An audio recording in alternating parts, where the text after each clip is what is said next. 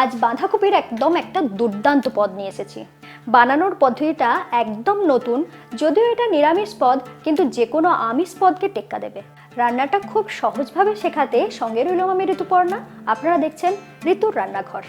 এখানে আমি একটা মিডিয়াম সাইজের বাঁধাকপি নিয়েছি।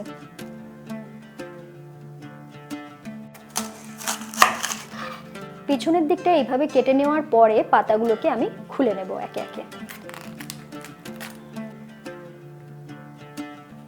এইভাবে যদি কেটে নেওয়া হয় তাহলে পাতাগুলো খুব সহজে এইভাবে ছাড়িয়ে নেওয়া যাবে।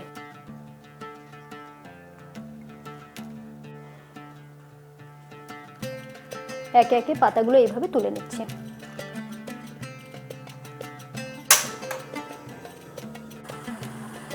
জলটা যখন বেশ ভালো করে ফুটে যাবে তখন এই পাতাগুলো একে একে আমি দিয়ে দিচ্ছি।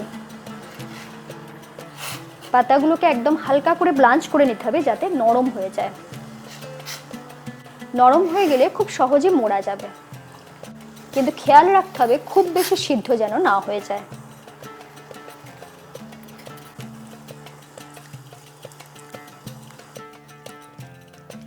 গ্যাসটা অফ করে দিয়েছি। এরপর 1 থেকে 2 মিনিট এইভাবে গরম জলে রেখে এটাকে তুলে নিতে হবে। এরপর জলটাকে আমি ড্রেন করে দেব।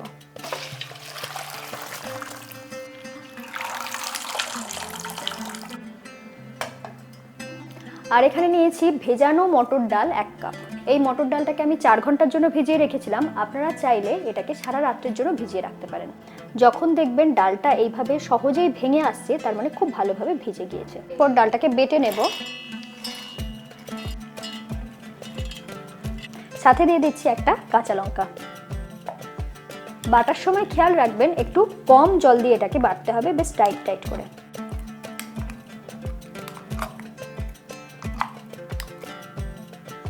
দেখুন কতটা কম জল দিয়ে বেটেছি। প্রথমে বাটা ডালটাকে একটু ফেটিয়ে নিচ্ছি, তারপর এখানে দিয়ে দেবো কিছু মশলা। দিয়ে দিচ্ছি স্বাদ মতো নুন, দিচ্ছি সামান্য একটু চিনি, হাফ চা চামচের মতন চিনি দিয়েছি।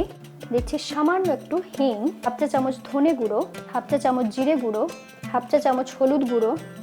শেষে দিয়ে দিচ্ছি 1/4 চা চামচের মতন গরম মশলা গুঁড়ো। আর একটা জিনিস দিতে ভুলবেন না, সেটা হলো চা চামচ আদা বাটা। এরপরে পুরো জিনিসটাকে মিশিয়ে নিচ্ছি।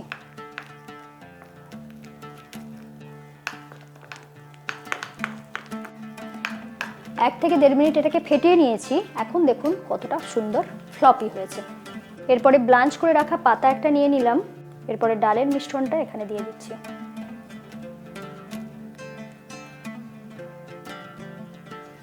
এভাবে ভালো করে লাগিয়ে নিচ্ছি ওপরটাতে। এরপরে দুটো সাইডকে এইভাবে মুড়ে নিচ্ছি।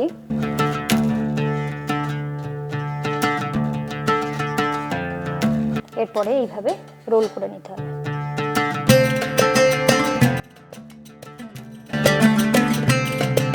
দেখুন কত সুন্দর তৈরি হয়ে গেল।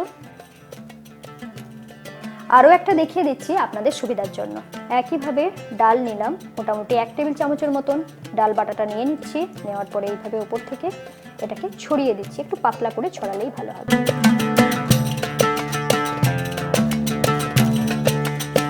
এরপরে সাইড থেকে এইভাবে প্রথমে মুড়ে নিতে হবে, খুব বেশি না, অল্প করে, যেহেতু ডাল আছে এমনিই চিটে যাবে। এরপরে এই দিক থেকে রোল করতে হবে, যেদিকে শক্ত অংশটা আছে।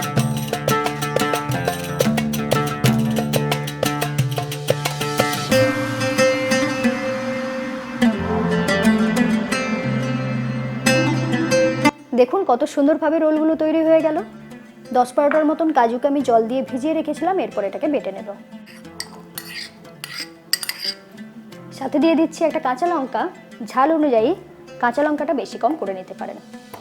কাজুটা আমি একটু দুধ দিয়ে বেটে নেব। নিয়েছি হাফ কাপ টক দই। দইয়ের সাথেই দিয়ে দিচ্ছি 1 চা চামচ ধনে গুঁড়ো, 1 চা চামচ জিরে গুঁড়ো, আর দিয়ে দেবো 1 চা চামচ হলুদ গুঁড়ো। পুরো জিনিসটাকে ভালো করে মিশিয়ে নিচ্ছি যাতে মশলাগুলো সুন্দরভাবে ভিজে যায় আর দইটাও ফাটানো হয়ে যায়। এইভাবে মশলাগুলোকে ভিজিয়ে নিলে মশলাটা বাটা মশলার মতন টেস্ট আসবে। এরপরে রান্নাটা শুরু করব।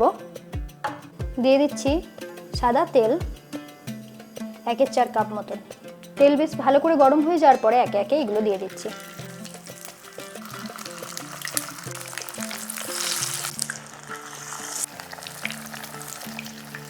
এই সময় আপনাদের মনে হতে পারে যে এটা খুলে বেরিয়ে আসবে কিনা, একেবারেই নয়। যেহেতু ডালটা রয়েছে সেই জন্য এটা সুন্দরভাবে দেখুন লেগে থাকছে।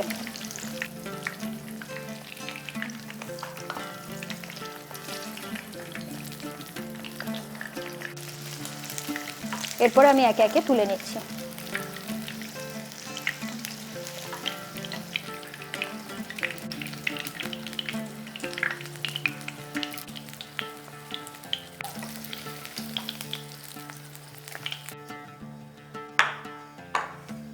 ওই তেলে দিয়ে দিচ্ছি এক টুকরো দারচিনি, একটা তেজপাতা, দিয়ে দিচ্ছি 4টে ছোট এলাচ, একটু নাড়াচাড়া করে নিচ্ছি।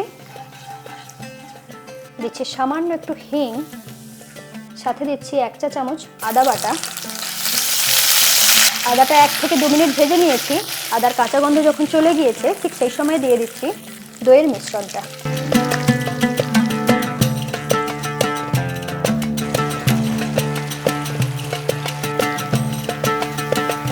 দইটাকে একদম লো ফ্লেমে রেখে কষিয়ে নিয়েছি তেল ছাড়া হওয়া পর্যন্ত। দেখুন তেলটা একদম সুন্দরভাবে উপরে উঠে এসেছে। ঠিক এই পর্যন্ত কষানোর পরে দিয়ে দিচ্ছি কাজু আর কাঁচা লঙ্কার পেস্টটা। এই সময়েও গ্যাসটা থাকবে লো ফ্লেমে। এরপরে হালকা হাতে এটাকে কষিয়ে নিচ্ছি। এখানে আরও কিছু জিনিস দেওয়া বাকি রয়েছে, সেগুলো একে একে দিয়ে দেবো। দিয়ে দিচ্ছি 1/2 চা চামচ গরম মশলা গুঁড়ো, দিচ্ছি স্বাদ মতো নুন। এই নিরামিষ রান্নাটা একটু মিষ্টি মিষ্টি হলে ভালো লাগে, সেই জন্য দিয়ে দিচ্ছি 1/2 চা চামচ চিনি। দিচ্ছি সামান্য একটু কাশ্মীরি লাল লঙ্কার গুঁড়ো, শুধু রঙটা ভালো হওয়ার জন্য। এরপরে লো ফ্লেমে রেখেই এটাকে কষিয়ে নিচ্ছি। মশলাটার 1 থেকে 1.5 মিনিট আমি এটাকে কষিয়ে নিয়েছি। দেখুন কত সুন্দরভাবে তেল ওপরে উঠে এসেছে। মশলা কষানো একদম কমপ্লিট। এরপর গ্রেভির জন্য দিয়ে দিচ্ছি 1/2 কাপ মতন জল। খুব বেশি গ্রেভি এতে হবে না। গ্রেভিটা ফুটে ওঠার পরে বাঁধাকপির রোলগুলো একে একে দিয়ে দিচ্ছি।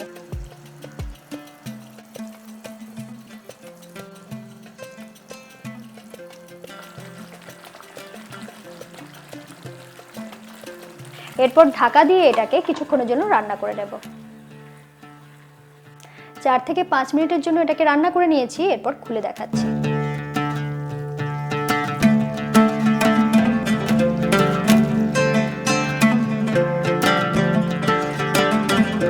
বাঁধাকপির একই রকম রান্নার থেকে এটা কিন্তু অনেকটাই আলাদা। খুব সহজভাবে দেখিয়েছি। আশা করি আপনারা সকলেই বানিয়ে খেতে পারবেন। কেমন লাগলো লিখে জানাতে ভুলবেন না। সকলে খুব ভালো থাকুন আর দেখতে থাকুন ঋতুর রান্নাঘর।